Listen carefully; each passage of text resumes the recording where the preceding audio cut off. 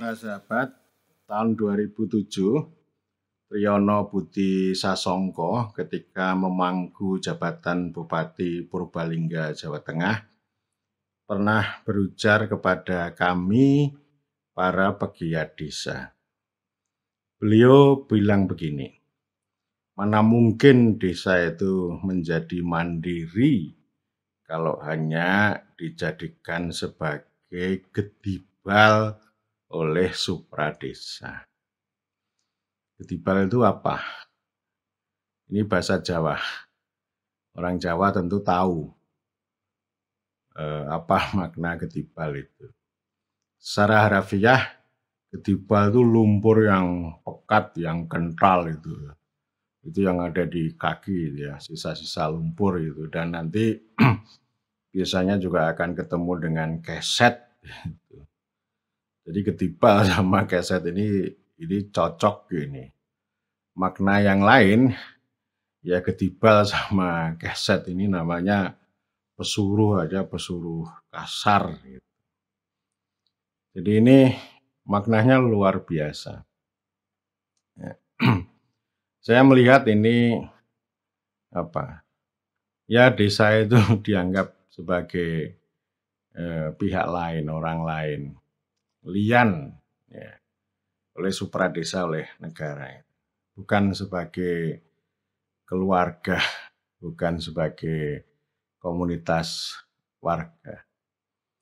Dan negara hadir itu tidak terasa betul bagi orang desa. Dan saya sudah bolak-balik mengatakan bahwa kewargaan itu tidak tercipta dengan sempurna untuk orang desa.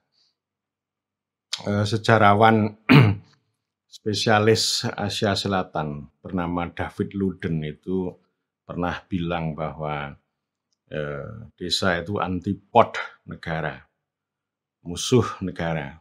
Dan sebaliknya, bagi desa, negara itu adalah alien gitu ya, makhluk asing. Jadi tidak ketemu begitu.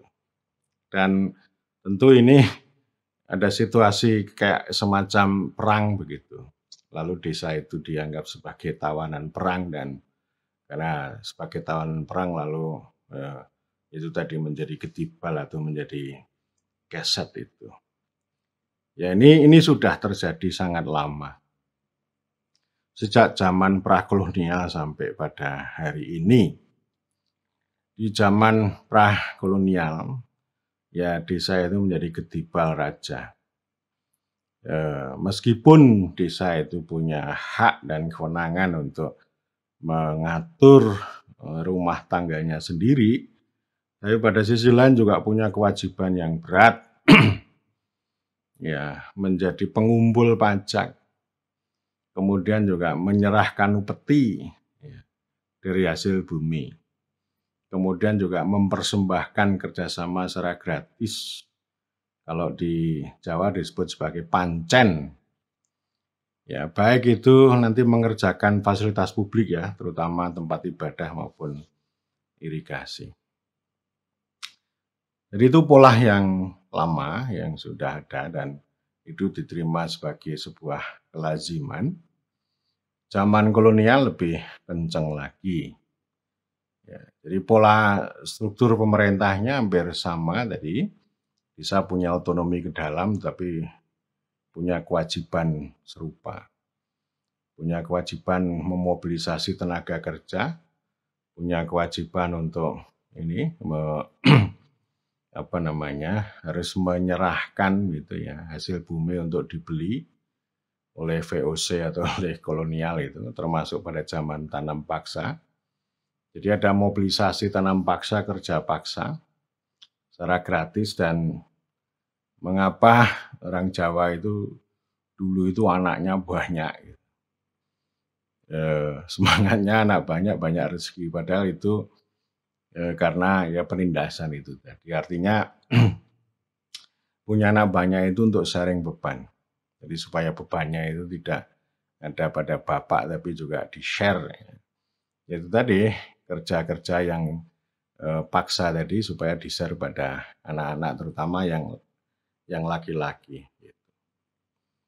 Dan saya kira mobilisasi itu sangat banyak, dan entah itu pajak, kalau zaman Raffles ya land rent, sewa tanah gitu.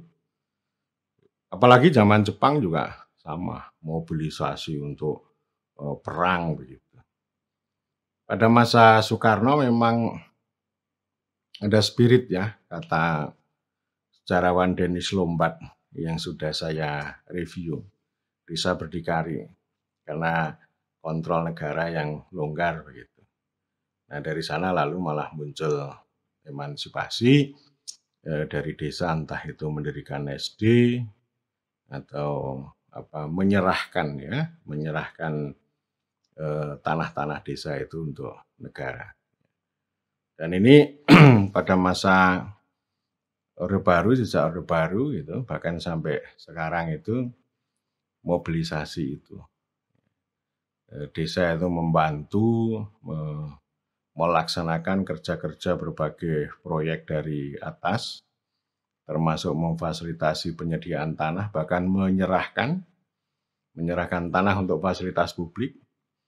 Tidak ada ganti rugi, dan ganti rugi itu baru terjadi kira-kira yang selama 20 tahun terakhir. Tapi kalau sebelumnya itu tidak ada ganti rugi, dan kong kali kong patronase itu menyebabkan banyak tanah itu yang hilang, yang berubah menjadi milik pribadi, bukan milik desa secara publik begitu.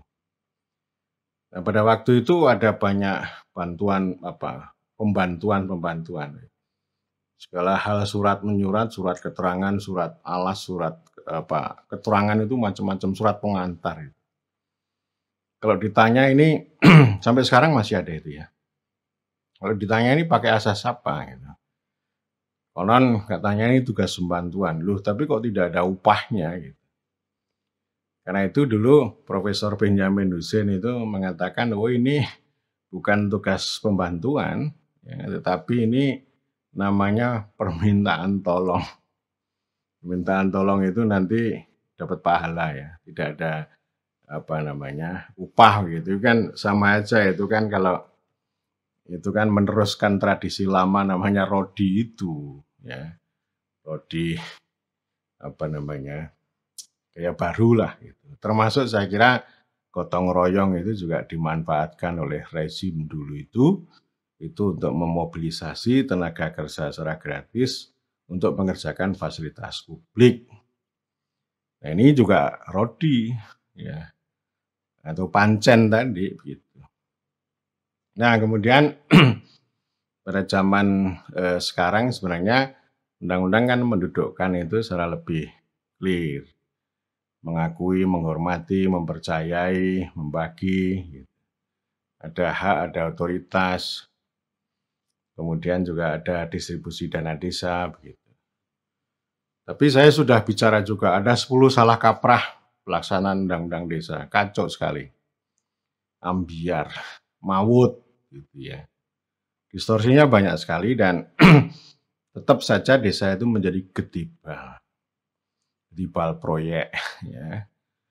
Proyeknya macam-macam, banyak sekali. Judul besarnya proyek dana desa, lalu diikuti ada proyek SDGs, proyek pendataan, proyek indeks, banyak sekali ya.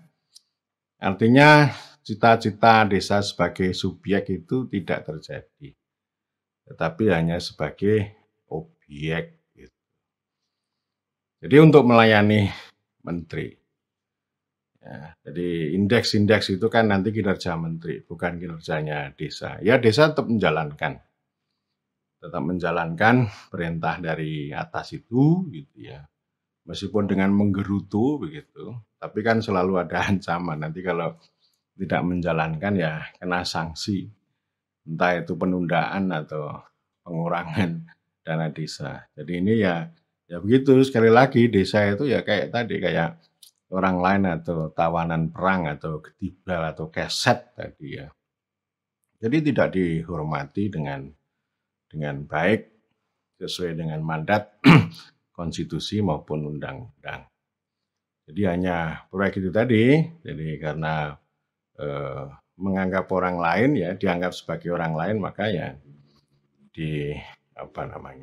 dibikin proyek, dicurigai ya dengan berbagai alasan yang entah itu alasan yang negatif maupun alasan yang positif. Gitu. Tapi sejarah itu membuktikan bahwa itu tidak akan membuahkan hasil besar. Ya. Dan yang mau saya katakan bahwa ada dua hal yang mau saya katakan. Pertama, kalau subjek gitu ya, itu diberikan kekuasaan, maka mereka akan mencari pengetahuan, akan belajar bagaimana menggunakan kekuasaan itu untuk kepentingan orang banyak. Sebaliknya, kalau subjek itu diberikan banyak pengetahuan, tetapi tanpa kekuasaan, itu hanya akan menimbulkan ketidakpedulian, hanya menimbulkan tanggung jawab yang lemah. Kekuasaan yang diberikan tetapi diikuti dengan berbagai hal yang kontradiktif, dengan teknokratisasi, dengan birokratisasi, itu juga akan menimbulkan ketidakpedulian. Orang desa tetap menjalankan perintah, instruksi, aturan dari atas, bukan dengan hormat dan martabat, melainkan dengan siasat. Itu yang pertama. Kemudian yang kedua, dengan pola gedibalisasi desa semacam itu, maka desa itu akan menjadi korban, dan desa korban itu akan terus-menerus justru menjadi beban bagi negara. Negara tidak meletakkan desa sebagai kekuatan, tapi justru malah menjadi beban sepanjang hayat. Ya. Jadi itu dampak dari gedibalisasi, baik itu terhadap desa maupun terhadap negara. Demikian.